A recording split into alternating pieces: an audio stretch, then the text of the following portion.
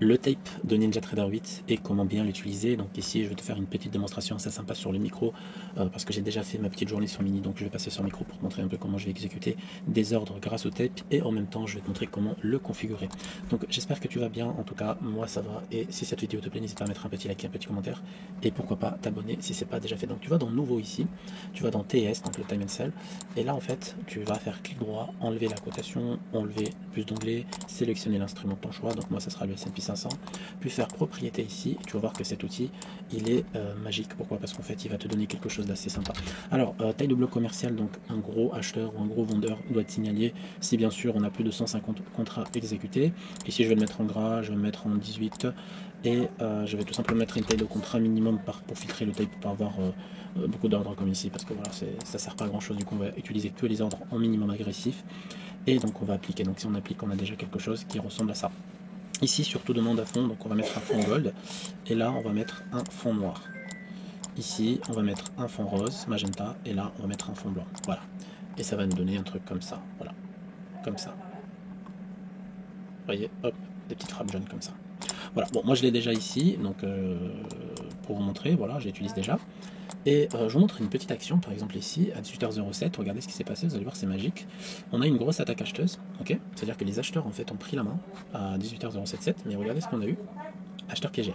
Pourquoi acheteur piégé? Parce qu'il y a le signal du footprint algo qui nous l'imprime et qui nous dit attention, il y a un acheteur piégé à ce niveau-là, donc on risque de venir le chercher. Maintenant, qu'est-ce qu'on a? On a ce qu'on appelle on va dire des limites ici qui sont positionnées au niveau à peu près de l'acheteur piégé, donc il y a moyen que le marché vienne taper cette liquidité et se retourne, au voire même aller chercher le swing. Mais on a une grosse zone de liquidité qui a déjà été travaillée, on n'oublie pas, mais on a notre petite zone de liquidité qui vient d'être touchée ici aussi.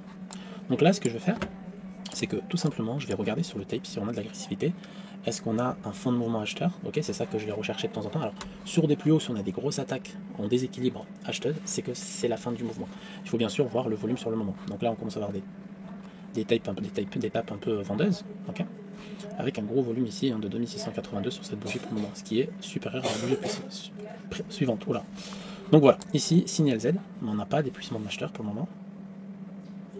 On n'a pas des acheteurs qui relâchent la position en fait. Vous voyez, ils se battent encore un peu ici. Voilà, on a de la pression vendeuse, toujours 24, 10, 12. On est sur une zone de valeur. Bon, ils ont lâché l'affaire. Voilà, au petit contrat, ils ont lâché l'affaire. Donc, grosse attaque vendeuse. Maintenant, on a une petite accélération. C'est dommage parce que je voulais bien le prendre un peu plus haut et j'attendais quand même un signal un peu plus agressif. Alors, cet outil-là, il est fait pour les scalpers. C'est-à-dire que si tu scalpes, cet outil-là, vraiment, il est vraiment pas mal quand il est bien réglé parce qu'en temps réel, tu vas avoir des ordres exécutés assez sympas. Un vendeur piégé à ce niveau-là. On a quelqu'un qui s'est posté à ce niveau-là aussi. Allez, on va voir ce que ça va donner. C'est sûr que c'est plus simple de vous montrer des exemples en replay ou en playback sur NinjaTrader 8, mais c'est pas le style de la maison, donc malheureusement, un peu de patience, vous pouvez accélérer la vidéo en 1.25, 1.50 sur YouTube sans aucun problème. Allez, encore des attaques vendeuses ici. On a un petit acheteur, un groupe d'acheteurs agressifs là. On va revenir rechercher, je pense, que l'acheteur piégé.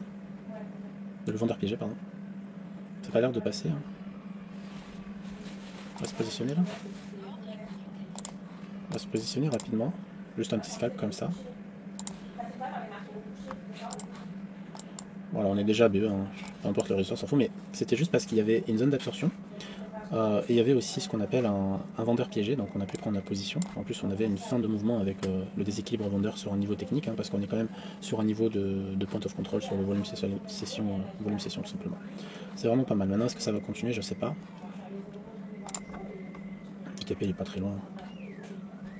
Allez, on va taper ici, je pense. On va taper ici. On va peut-être taper.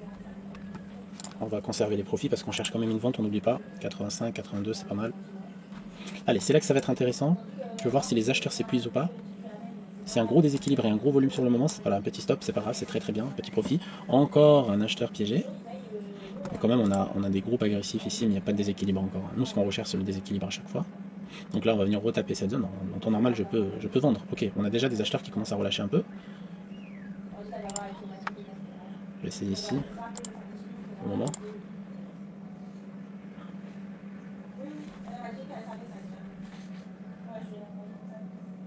Allez, s'il y a un épuisement ici, ça serait magnifique. Ça vend. Ah, dommage. Il y a des vendeurs agressifs qui arrivent. En fait, c'est un ratio de vendeurs-acheteurs en fait, qui se manifeste. Là, par exemple, il y avait plus de vendeurs que d'acheteurs à ce niveau-là, quoi. À 5335.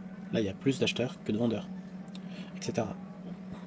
Mais nous, en fait, on cherche une frappe assez puissante sur swing au-dessus du vendeur piégé, de l'acheteur piégé, pardon, et sur une zone de liquidité ou quoi, un truc comme ça.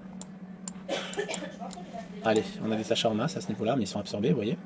En gros, des équilibres acheteurs à 158 ici. Allez, je pense que c'est la fin des acheteurs. Il n'y a plus d'agressivité en tout cas. Ouais, il n'y a plus d'agressivité, on va y aller tranquillement.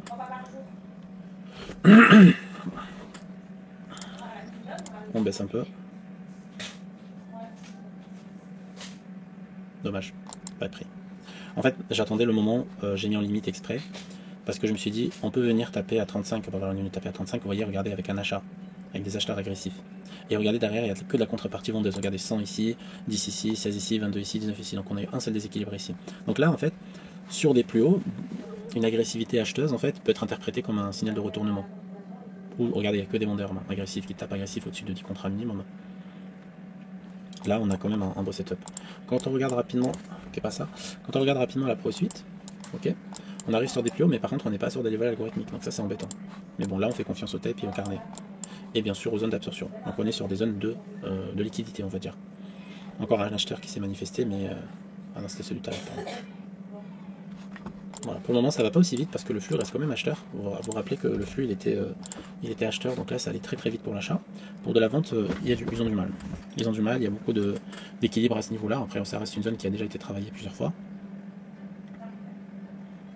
Donc là, si ça pète pas ici, on invalide le scénario. Mais de toute façon, si ça doit péter, on le verra sur le type aussi.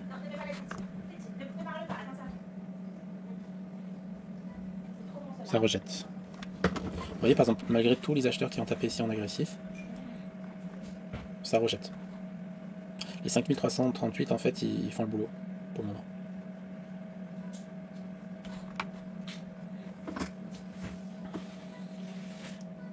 De toute façon, c'est invalidation si clôture au-dessus du swing. Invalidation totale du scénario. Si clôture positif et des attaques dans le bon sens, en fait. Faut pas non plus voilà, énormément. Regardez, il y a énormément d'acheteurs et d'agressivité acheteurs et ça passe pas. Donc là, ça veut dire qu'il y a beaucoup d'absorption. Beaucoup, regardez le volume 4335. Voilà, il y a eu beaucoup d'absorption, du coup là, bah, on a raison. On a raison sur le scénario. On le voit sur le tape pour le moment, notre scénario. Voilà. On aurait pu attendre ce signal pour rentrer en position, mais là on a raison. On a raison, du coup on va commencer. C'était juste pour la démonstration, on va commencer peut-être à se mettre à BE tranquillement. Regardez, ça continue. Le top, hein, c'est qu'on vienne au moins toucher les 27 ans avant de se mettre à BE parce qu'on est quand même au micro.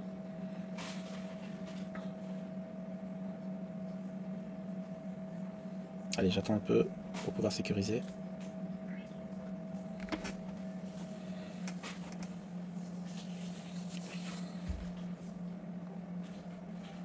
Bon, déjà, ce qu'on peut faire, c'est réduire le stop loss.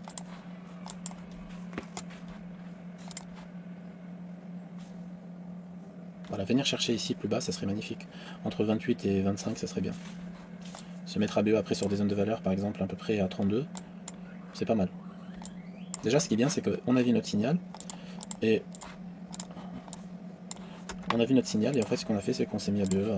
On va dire, on a rétréci le stop loss. Alors, on a dit 32.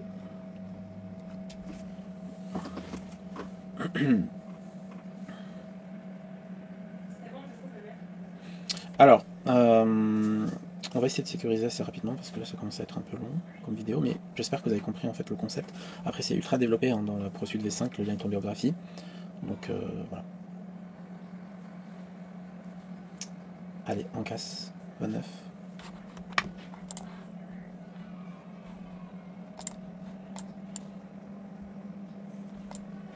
Regardez, sur le tape, il n'y a que de l'agressivité acheteuse depuis tout à l'heure.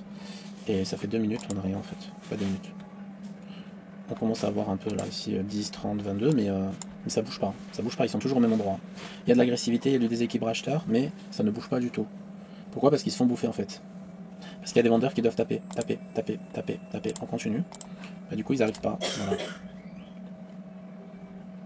Allez, il faut qu'on passe en dessous de 29. Regardez malgré les achats, vous voyez ou pas? Parce qu'on est au plus haut. Sur des plus bas, vous voyez des trucs comme ça, le marché se retourne. C'est incroyable. Donc au plus haut, on n'attend pas forcément des attaques vendeuses. Allez, c'est bon, on va sortir de la position. C'était juste pour l'exemple. Donc il y a de la pression ici à 28. On est à peu près à 90 balles, 85, c'est pas mal. Donc il y a de la pression ici. On va même TP1. Regardez, hop, il est pas loin le TP là. Oh, c'est magnifique. Ça serait magnifique ça. Ah, dommage, non. Allez, stop les TP1. TP1 sans l'OBE. TP1 sans l'OBE. Voilà, c'est parfait, on a TP1 sans l'OBE. Donc voilà, c'était le Time and Sell de NinjaTrader 8 et une petite configuration que moi je regarde de temps en temps quand je veux faire du scalping, surtout en fin de journée. J'aime bien regarder un peu le tape, c'est quelque chose que j'aime faire. Allez, un acheteur agressif et regardez le marché ce qu'il fait. Regardez, acheteur agressif, il n'y a que presque des achats. Hein. Acheteur agressif. Après, ce que vous pouvez faire, c'est que je ne sais pas si je peux le dépliquer, non. Je fais comme ça. Hop. Ah mince. Tac, tac, tac. Where is it? Is here. Ce qu'on peut faire aussi, c'est enlever tout ça.